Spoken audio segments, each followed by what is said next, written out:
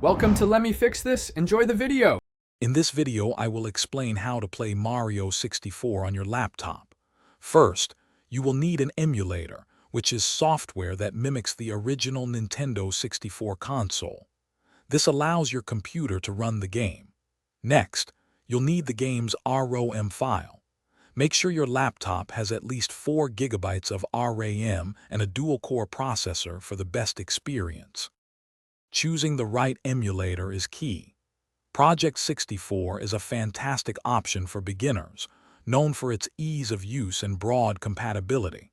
For those seeking more control, Mupen 64 Plus offers advanced settings and plugin support, allowing for greater customization of your gaming experience.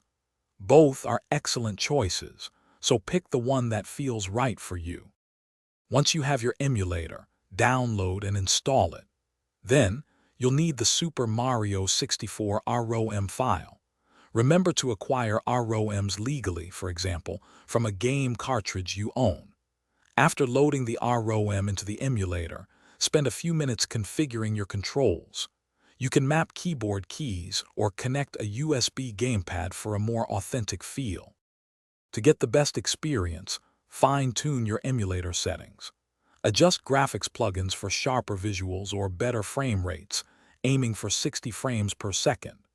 Tweak audio settings to eliminate any lag. If using a gamepad, ensure all buttons are correctly mapped.